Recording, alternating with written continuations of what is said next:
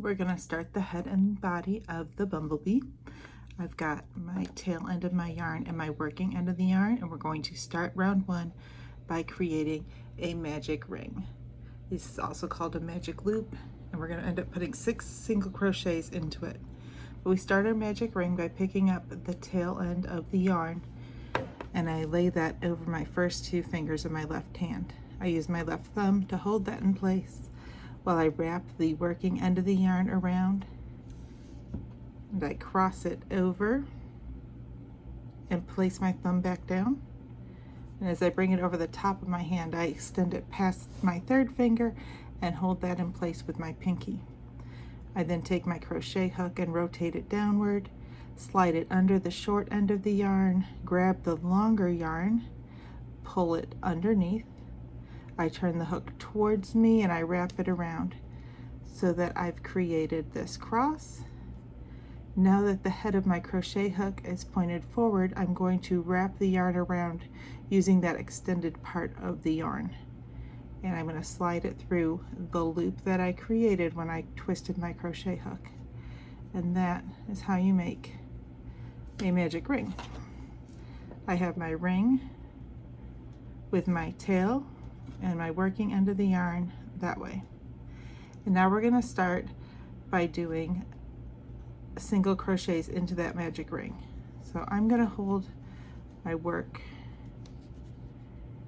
with my 2 fingers. I've got my yarn extended out this way.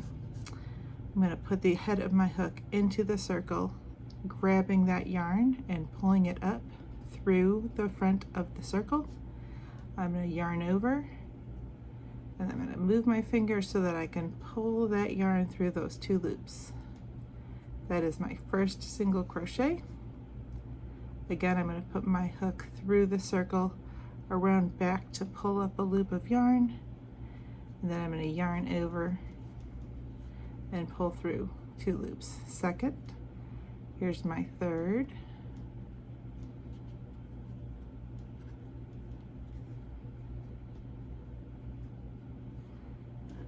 fourth,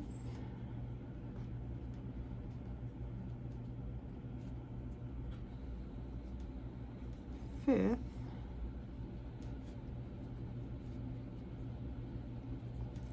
and 6th. Magic ring is a little complicated. It's not a skill people usually get on their first few tries. It does take a little bit of practice. And now that I have my 6 single crochets, I'm going to take my stitch marker to place underneath the very first set of double stitches there. That's my first stitch that I made, and close it.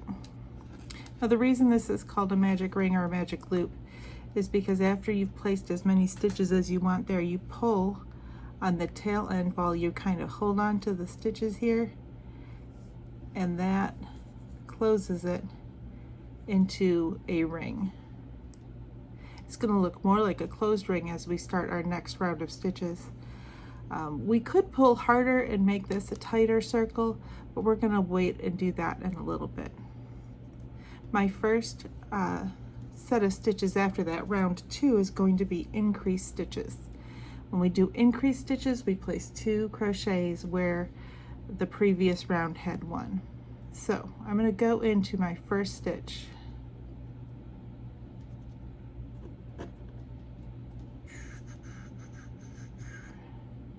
Sometimes easier said than done. Get both of those.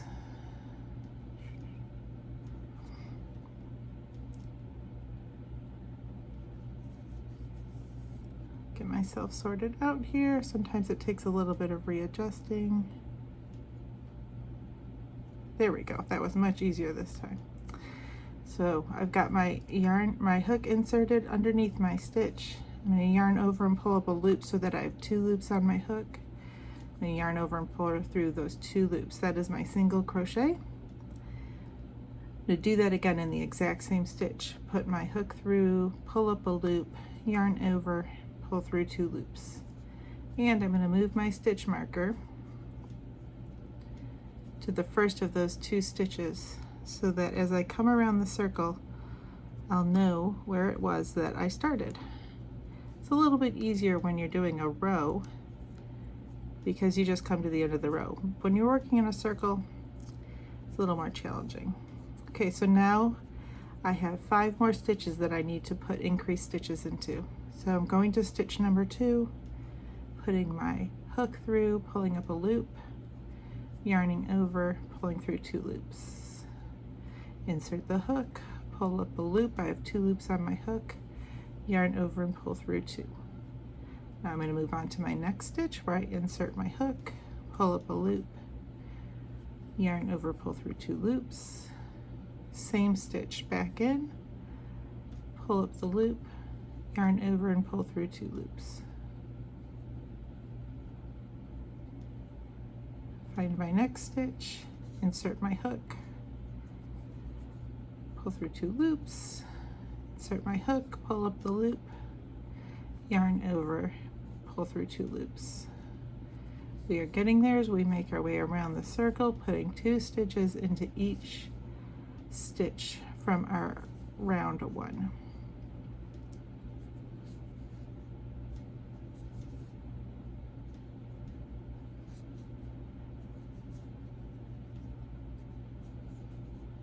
Okay, and I know that I've made it back to the front of my circle because my stitch marker is in this one right here.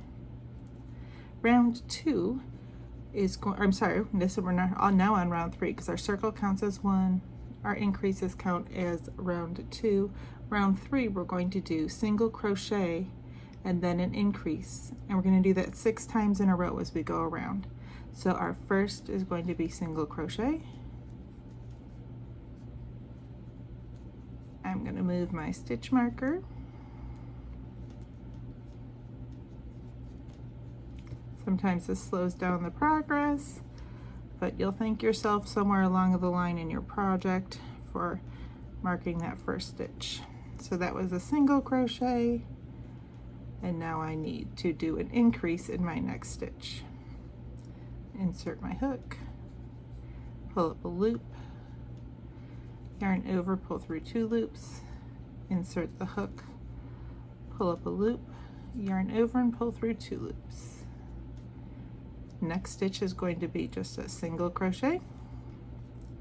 Next stitch is going to be an increase.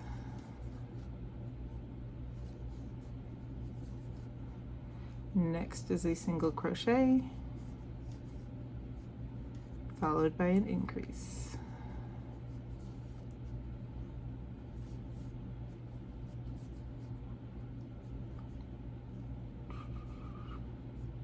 Sometimes I want to make sure I've done my increase there, and then I check to see where my next stitch is. There's always going to be a little bit of a border on each side of your stitch. So I've done my increase there. I know my next stitch is here. Increase, I'm sorry, single stitch, increase,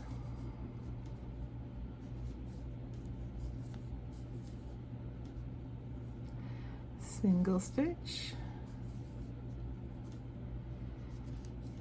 increase,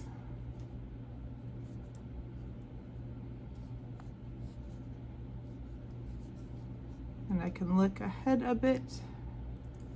I see I have 2 stitches left, so I know I'm on track because I have to do 1 more single stitch and 1 more increase.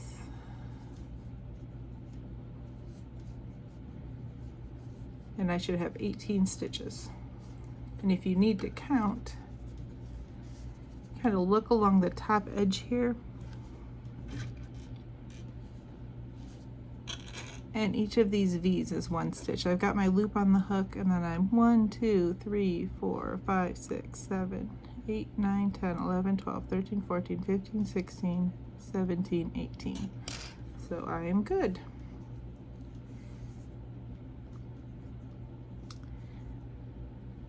I'm going to have you carry on through the pattern, and I will meet back up with you when we get to the part where we do decreases.